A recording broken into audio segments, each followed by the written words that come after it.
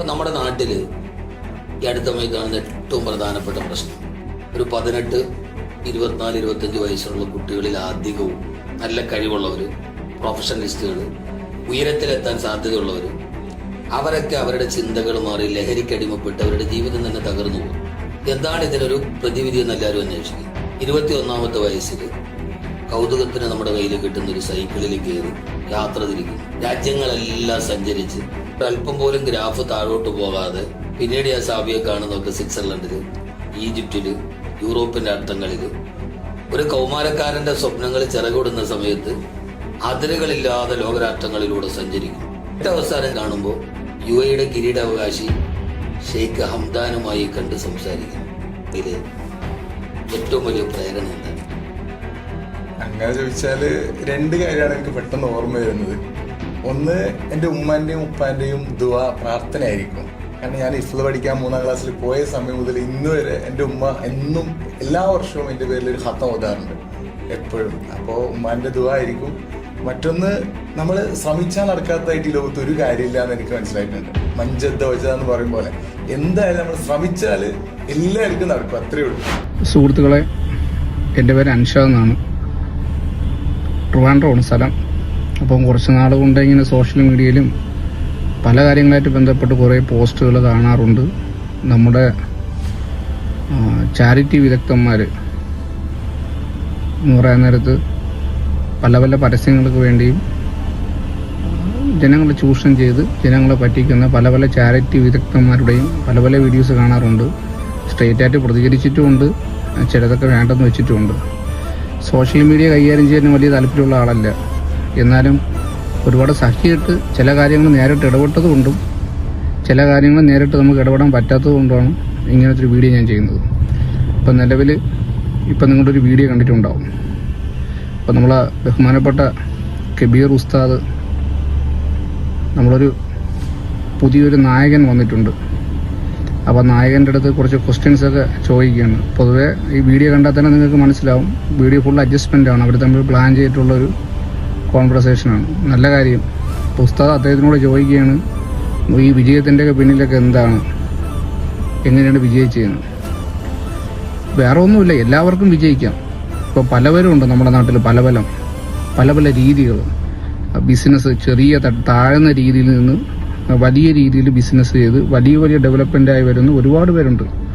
ഉദാഹരണത്തിന് നമ്മൾ യൂസഫ് അലി സാറ്, നമ്മുടെ നാട്ടിൽ തന്നെ ഉണ്ടല്ലോ ഒരുപാട് ചെറുപ്പക്കാരുണ്ട്. ചിലർ സ്റ്റുഡിയോ നടത്തുന്നു, ചിലർ വർക്ക്ഷോപ്പ് നടത്തുന്നു. എൻ്റെ ഒരുപാട് സുഹൃത്തുക്കൾ. അപ്പോൾ അതിലൊക്കെ ചെറിയ രീതിയിൽ ഞാൻ വരപ്പെടും. ഞാനും പണ്ട് കാലഘട്ടവും ഇപ്പോഴത്തെ കാലഘട്ടമായിട്ടൊക്കെ എനിക്ക് ചെറിയ വ്യത്യാസമൊക്കെ ഉണ്ട്. പക്ഷേ ഇതിനകത്ത് എത്രത്തോളം നമുക്ക് സത്യസന്ധമായി ജോലി ചെയ്യാൻ പറ്റും. ഇത് ചിലവർ 100% സത്യസന്ധത പുലർത്തും, ചിലവർ ഒന്നും പുലർത്താറില്ല. ചിലവർ വിജയിക്കും, ചിലവർ പരാജയപ്പെട്ടു. ഉസ്താദിനോട് എനിക്ക് ചോദിക്കാനുള്ളത്, ഉസ്താദ് ഈ പുള്ളിയോട് കുറേ കാര്യങ്ങളൊക്കെ ചോദിക്കുന്നില്ല, ഈ വിജയത്തിൻ്റെ പിന്നിൽ എന്താണ്? ഉസ്താദിനോട് ഞാൻ ചോദിക്കുന്നു, അങ്ങയുടെ വിജയത്തിൻ്റെ പിന്നിൽ എന്താണ്? അങ്ങേക്കൊന്ന് പറയാമോ? അപ്പോൾ ഇദ്ദേഹത്തിൻ്റെ ഒരു കുടുംബത്തിൽ നിന്ന് താഴ്ന്ന ലെവലിൽ വന്നതുപോലെയാണല്ലോ ഉസ്താദും വന്നത്. അതിൽ തെറ്റൊന്നുമില്ല, ആർക്കും വരാം, എല്ലാവർക്കും ബിസിനസ്സുകൾ ചെയ്യാം, ഉസ്താദന്മാർക്ക് ചെയ്യാം, ആർക്കും ചെയ്യാം.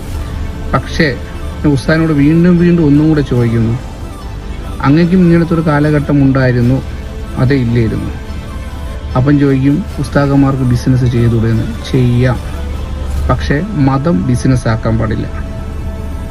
കബീർ ഉസ്താദ് ഇന്ന് ഈ നിലയിൽ താങ്കൾ അംദൻ ഫൗണ്ടേഷൻ ഉണ്ടാക്കി, താങ്കൾ എന്തൊക്കെ രീതിയിലുള്ള പ്രവർത്തനങ്ങൾ ചെയ്യുന്നു? യഥാർത്ഥ താങ്കൾ ഇസ്ലാമിനെ വിറ്റല്ലേ? ഓരോ സ്ഥലത്ത് പോയി ഇസ്ലാമിനെ വിറ്റല്ലേ ഈ പണം ഉണ്ടാക്കിയത്? അല്ലാതെ താങ്കൾക്ക് എന്തെങ്കിലും ഒരു തൊഴിൽ ചെയ്യാൻ പറ്റുമോ? ഒരു കൂലിപ്പണിക്ക് പോകാൻ പറ്റുമോ? ഒരു പെയിൻറ്റിങ്ങിൻ്റെ പണിക്ക് പോകാൻ പറ്റുമോ? പോട്ടെ, എന്തെങ്കിലും ഒരു തൊഴിൽ താങ്കൾക്ക് ചെയ്യാൻ പറ്റുമോ? അങ്ങേക്കും ബിസിനസ് ചെയ്ത് വലിയ ഡെവലപ്മെൻ്റൊക്കെ ആവാം, അതിലൊന്നും വലിയ തെറ്റൊന്നുമില്ല. അങ്ങേയും ബിസിനസ് ചെയ്ത് വലിയൊരാളാവും. അങ്ങ് എന്തിനാണ് ഈ മതം ഇങ്ങനെ വിൽക്കുന്നത്? അങ്ങ് ഇപ്പോൾ ഈ സൂചിപ്പിച്ചത് ഇദ്ദേഹം, ഞാൻ അവൻ്റെ പേരും പോലും പറയുന്നില്ല. ഇപ്പോൾ ഇദ്ദേഹം ഒരു 2-3 വർഷക്കാലമായിട്ട് അങ്ങ് പറയുന്നു, സൈക്കിൾ യാത്രികനായി ലോകം മുഴുവൻ ചുറ്റി, ഇന്ന് ഗൾഫിൽ വന്നു, അദ്ദേഹം ഒരു പെർഫ്യൂം ഷോപ്പ് തുടങ്ങി, അതോടൊപ്പം ഇപ്പോൾ എന്തോ ട്രാവൽസ് തുടങ്ങി, നല്ല കാര്യം, മനുഷ്യന്മാർ വിജയിക്കട്ടെ, ഇതൊക്കെ നമുക്ക് ഒരുപാട് സന്തോഷം ഉണ്ടാക്കുന്ന കാര്യമാണ്, വിജയിക്കട്ടെ.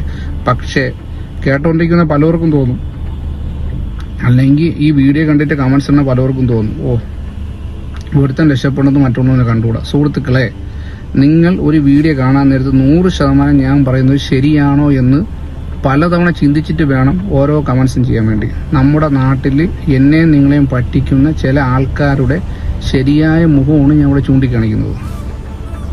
ഈ പറയുന്ന ഉസ്താദും ഈ പറയുന്ന വ്യക്തിയും ഇദ്ദേഹത്തിൻ്റെ യാത്രകളിൽ തന്നെ നിങ്ങൾ ചിന്തിച്ചു നോക്കും.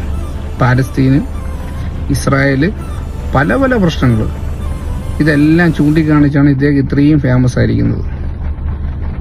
തെറ്റൊന്നുമില്ല, ബിസിനസ് ചെയ്യട്ടെ. പക്ഷെ എനിക്ക് ഒരേ ഒരു കാര്യം പറയാനുള്ളൂ, നിങ്ങൾ ബിസിനസ് ചെയ്യുമ്പോൾ അതിന് മതം ഒരു ഉപാധിയായിട്ട് എടുക്കരുത്. മനസ്സിലായി? നിങ്ങളെ ഓരോ പ്രോഡക്റ്റുകൾ ഡെവലപ്മെൻറ്റ് ചെയ്യാൻ വേണ്ടി ഇസ്ലാമിനെ വിൽക്കരുത്. കാരണം ഞാനൊരു വിശ്വാസിയാണ്, വിശ്വാസം ഉള്ളതുകൊണ്ട് മറ്റുള്ള മതങ്ങളുടെ ബഹുമാനമാണ്.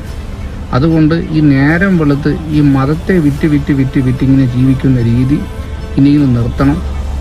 ഇത് കേട്ടും കൊണ്ടും കണ്ടുകൊണ്ടും ഇവർ മതത്തെ വിറ്റ് നിങ്ങൾക്ക് തരുന്ന, അല്ലെങ്കിൽ നമ്മളെ പറ്റിച്ചുകൊണ്ടിരിക്കുന്ന കാര്യങ്ങൾ ഇതിൻ്റെ ഉപഭോക്താക്കളാവുന്ന മനുഷ്യർക്ക് മനസ്സിലാക്കാനെങ്കിലും കഴിവുണ്ട്.